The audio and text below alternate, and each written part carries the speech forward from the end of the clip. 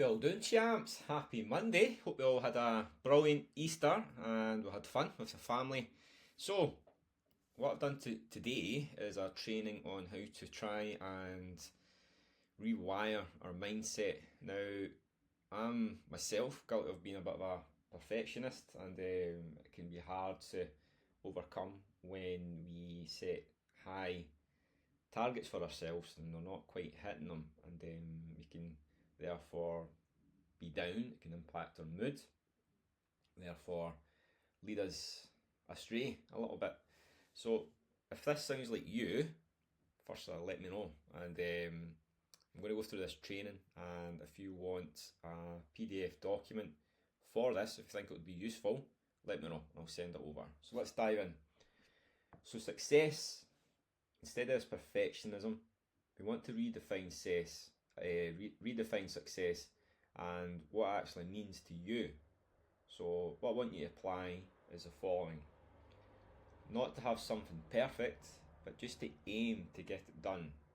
Because if you've got a busy week, it's hard to keep things or have things perfect, everything ticked off, and if you ever feel, because you're not getting everything done perfectly, it becomes overwhelming. It starts impacting on your mood. Does that sound like you? Let me know. If that is the case, lower the bar. So try not to be hard on yourself. Obviously, consistency is more important than the perfect plan. And what I mean by that is, if you try and aim for perfection, it's going to be hard to maintain that compared to someone that's been consistent and showing up every day. That's what I want you to think about if you are struggling with this perfectionism mentality.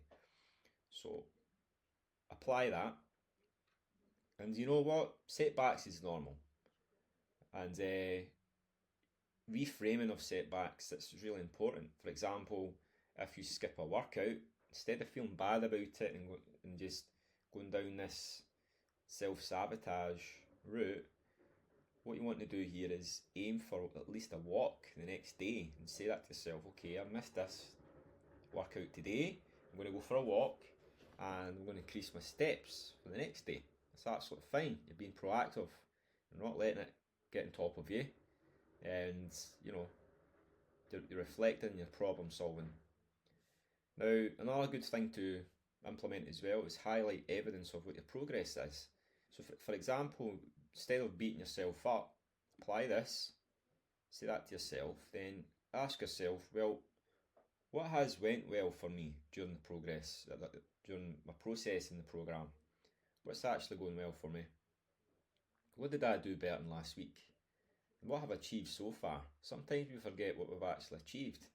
I mean, if you've lost a stone and you've had a bit of a bad week, look at what you actually achieved so far. So that's really important, guys. Make sure we're implementing that. And I mean, if you are really struggling, something comes up in life, you've got a new job, or there's things that's just out of our control. Instead of going down the self-sabotage route, just make things more flexible. Again, make sure you're communicating this with me, but I think it's important for you to know this anyway and have in your toolkit, just in case something does come up in life where instead of just putting everything to the side, we're being proactive as much as possible, but we're being easy on ourselves as well. So instead of, for example, say if you've got 3 workouts in the week and you're just having a nightmare at work or something unfortunate's came up, just aim to get in your gym gear, get changed, and just aim at, okay, I'm going to have a wee bit of stretch here. When I'm in the gym, I'll decide then. It just takes the mental stress off you as well. And or you can just go for like a walk or something light.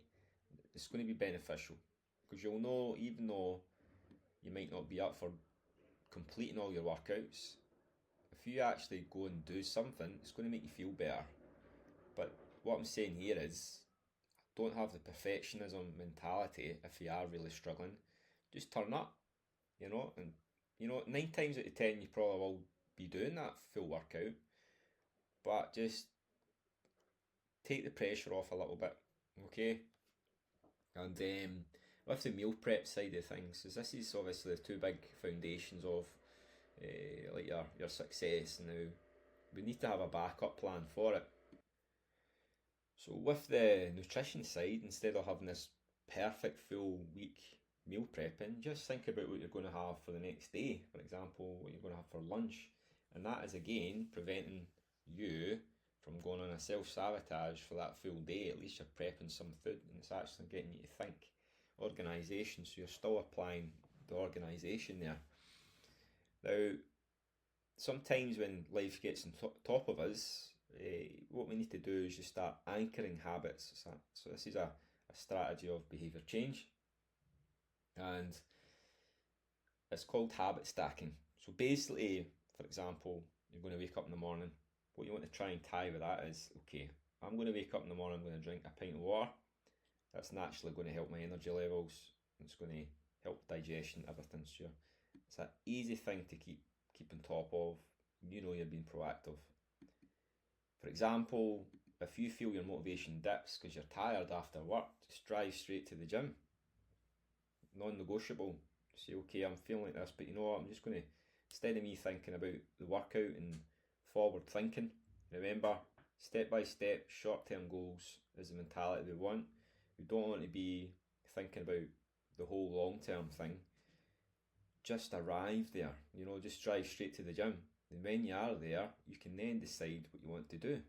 That's far more productive than just avoiding it completely.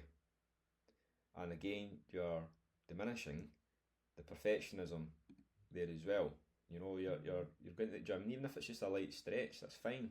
That's going to be beneficial for you. And for example, after my workout, when I get home, when I'm making my dinner, I could have a wee bit extra for my lunch tomorrow. Instead of, if you're not organised for the day tomorrow, you may further go off plan. So these little things, anchoring habits, is really, really important, and it helps you get through tough times, okay? Another thing we can implement as well is emotional regulation and stress response. So if you see yourself, for example, if you have a stressful day at work and that is one of your triggers, what we can do is what's called a micro tool to overcome long-term stress. So for example, if you know before, during or after something that's going to be stressful for you, you can do a breathing technique. So it's called the 4-7-8 breathing technique. You've probably heard of this before. So what you're doing here is you'll just breathe in for 4 seconds, hold that for 7 seconds, breathe out for 8 seconds, and repeat that 5 times. I'd probably recommend you doing that right after, because it'll allow you to calm down quicker. Once you've done that, go for a 5-minute walk, just to clear your head a little bit. When you are going for a walk, name 5 things that you can actually see. Could be a tree, could be, for example, the sun, could be a dog, could be someone walking. And think about that even more. 4 things you could actually touch. Again, you could probably touch the tree. I know this sounds holistic, but the reason for that is it resets your thinking and it allows you to become more present in the moment. So when you're for a walk, implement that. Journaling, I recommend you doing journaling anyway. Part of the programme, you'll get a journal sent out to you. I recommend you writing down 3 things that you're grateful for and practice that on a daily basis. It's really important. And part of what I do as well, because it just resets you, I think it's really powerful, is practice one good deed a day.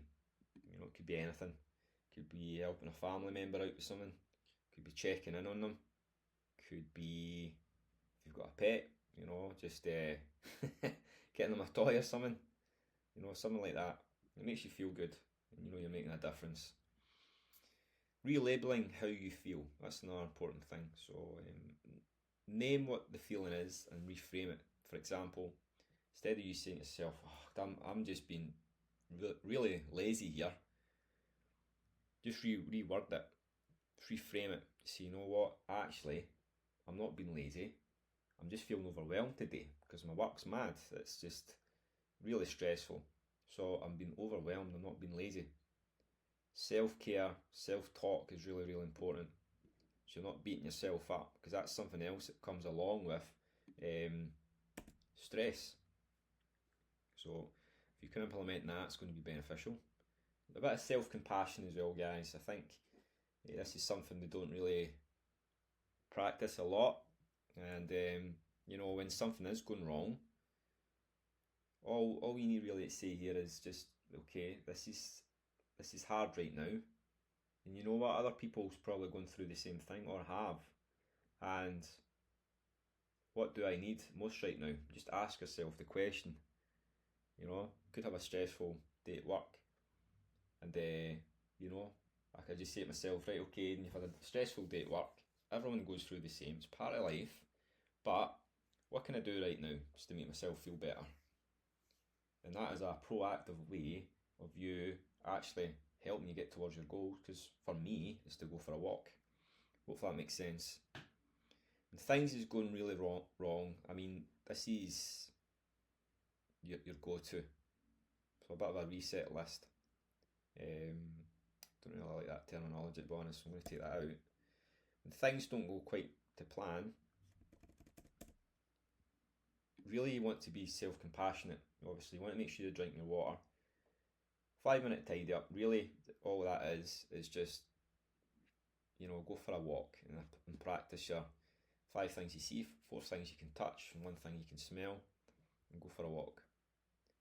And you know, there is some truth to what you eat, but you know, like, just make sure you're actually giving your body something that's going to be beneficial for it, like a meal that's got a decent amount of vitamins and minerals and protein in it. You know, that's important. And yeah, movement is key. Just obviously make sure you're going for a walk and a bit of stretching. Okay. Yeah, message me for support. Let me know how you're getting on. Let me know what the struggles are. I can help you. Some quotes I feel is quite important. Perfectionism is fear in a fancy outfit. We're aiming for bravery, not flawless. So basically, this is something I say is it just resets this mindset, perfectionism. You know, consistency is so important, and what I want you guys to do, if this is even relevant to you, I think it's important to put that out there, because I think it's quite a common thing when people are quite hard on themselves at times. We want to do what we can do. We can never be perfect every day. However, if we keep showing up and we keep doing things, it's going to be beneficial for us. It's certainly ideal. It's not about always being motivated. It's about a system that works when you are not. Okay? So bear that in mind. You're allowed to be a work in progress and take action at the same time. Okay, so a couple of good quotes there. I think it's quite good. So if you found this helpful, let me know. And if you want me to put this, I've actually put in a PDF document, like a bit of a strategy. So if you think this would be beneficial, let me know and I'll pop that across. Cheers guys, hope you're well.